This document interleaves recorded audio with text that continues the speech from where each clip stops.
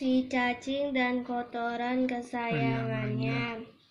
Sebagai orang, memang agaknya tidak ingin bebas dari masalah.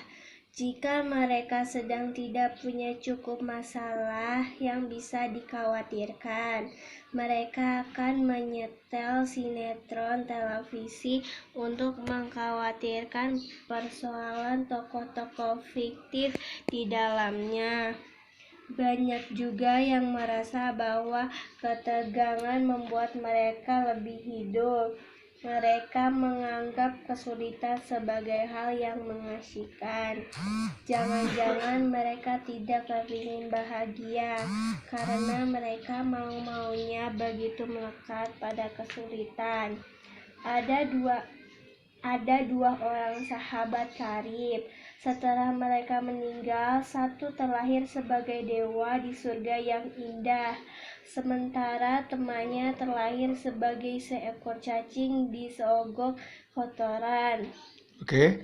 Sang dewa segera merasa kehilangan kawan lamanya dan bertanya-tanya di manakah dia terlahir kembali. Dia tidak bisa menemukannya di alam surga yang ditinggalinya. Lalu dia pun mencari-cari temannya di alam surga yang lain. Temannya tidak ada di sana pula. Dengan kekuatan surgawinya, sang dewa mencari temannya di dunia manusia, namun tidak ketemu juga. Pastilah, pikirnya, temanku tidak akan lahir di alam hewan, tetapi dia memeriksa alam hewan juga. Siapa tahu masih saja tidak ada tanda-tanda temannya. Lalu berikutnya sang dewa mencari ke dunia serangga, dan jasad Renik adalah dan kejutan besar baginya. Dia menemukan temannya lahir sebagai seekor cacing di seonggok kotoran yang menjijikkan. Ikatan persahabatan mereka begitu kuat, sampai-sampai melampaui batas kematian. Sang dewa merasa dia harus membebaskan kawan lamanya ini dari kelahirannya yang mengenaskan itu. Entah karma apa yang membawanya ke situ. Sang dewa lalu muncul di depan onggokan kotoran tersebut dan memanggilnya. "Hai cacing, apa kamu ingat aku?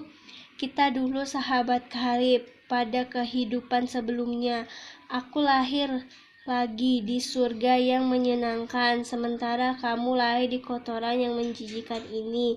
Tapi jangan khawatir, aku akan membawa kamu ke surga. Ayolah kawan lama." "Tunggu dulu," kata si cacing. "Apa sih hebatnya surga yang kamu ceritakan itu? Aku sangat bahagia di sini bersama kotoran yang wangi, nikmat, dan lezat ini. Terima kasih banyak." "Kamu tidak mengerti," kata sang dewa. Lalu dia melukiskan betapa menyenangkan dan bahagianya berada di surga. "Apa di sana ada kotoran?" katanya si cacing to the point. "Tentu saja tidak ada," dengus sang dewa. "Kalau begitu aku mau pergi," jawab si cacing. "Sudah ya," dan si cacing pun membenamkan dirinya ke dalam kotoran itu.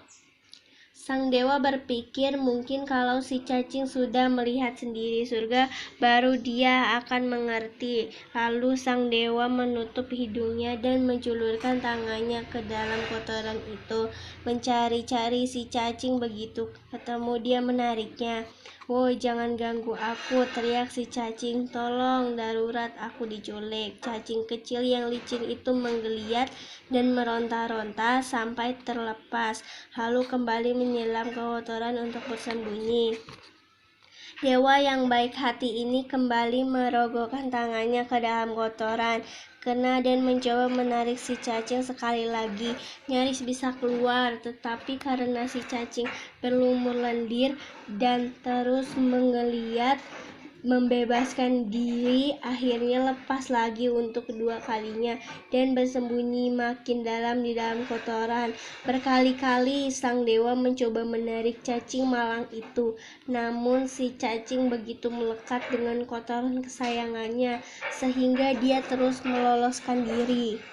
Akhirnya dewa itu menyerah dan kembali ke surga, meninggalkan si cacing dan kotoran kesayangannya. Jangan-jangan mereka tidak kepingin bahagia karena mereka mau-maunya begitu melekat pada kesulitan. Acah Pram, si cacing dan kotoran kesayangannya.